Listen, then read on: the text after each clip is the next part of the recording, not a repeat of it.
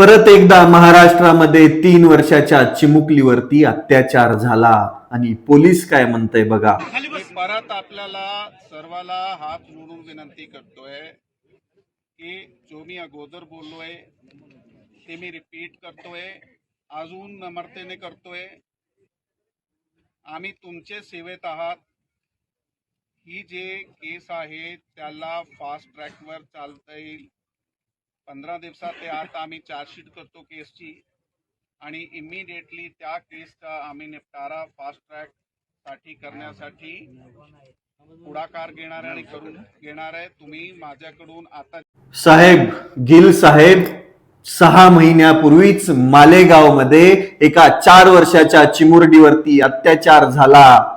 तिथे पण फास्ट ट्रॅकचं आश्वासन इथल्या सरकारने दिलं, तुमच्या पोलिसांनी दिलं. अजूनपर्यंत त्या लेकराला न्याय भेटला नाही. तोपर्यंत नरसापूरमध्ये 3 वर्षाच्या चिमुकलीवरती 60 वर्षीय नराधम भिवाजी कांबळेने अत्याचार केला आणि तुम्ही परत म्हणताय फास्ट ट्रॅक मध्ये चालूत. न्याय भेटेल का? भेटेल? या महाराष्ट्रामध्ये न्याय भेटणं म्हणजे मृगजळ झालंय. विशेष काय माहितीये याच्यामध्ये, हा जो भिवाजी कांबळे 4 वर्षापूर्वी स्वतःच्याच भावाच्या मुलीवरती अत्याचार करून जेलमध्ये गेला होता. 4 वर्षानंतर तो सुटला आणि त्याने परत एकदा 3 वर्षाची चिमुकली टार्गेट केली आणि तिच्यावरती अत्याचार केला, तिची हत्या केली आणि शेणाच्या खुडामध्ये तिला लपवलं. गिल साहेब म्हणतायत फास्ट ट्रॅक मध्ये चालू. कधी मिळणार फास्ट ट्रॅक मध्ये न्याय? नेमकं फास्ट ट्रॅक म्हणजे किती वर्ष असतं ते पण नमूद करा. गृहमंत्री फडणवीस साहेब, तुमच्या महाराष्ट्राची अवस्था खूप बिकट आहे. त्या मालेगावच्या चिमुकलीला अजून न्याय भेटला नाही. तोपर्यंत नरसापूरमध्ये परत एकदा तीच घटना घडली आणि तुमचं प्रशासन परत एकदा फक्त आश्वासन देतंय. जरा स्वतःला विचारा, आपण काय करतोय नेमकं. अरे लटकवा ना, अशा नराधमांना गोळ्या घालून मारून टाका ना.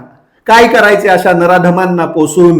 एखाद्या नराधमाला चौकामध्ये लटकवा, नाहीतर यांना सामान्य जनतेच्या ताब्यात देऊन टाका. हा 4 वर्षापूर्वी जेलमध्ये गेला बलात्काराच्या आरोपामध्येच, बाहेर आल्यानंतर पण बलात्कार केला आणि तुम्ही फास्ट ट्रॅक मध्ये चालवणार आणि आम्हाला न्याय भेटणार. धन्य तुम्ही. अरे लाजा वाटू द्या थोड्या.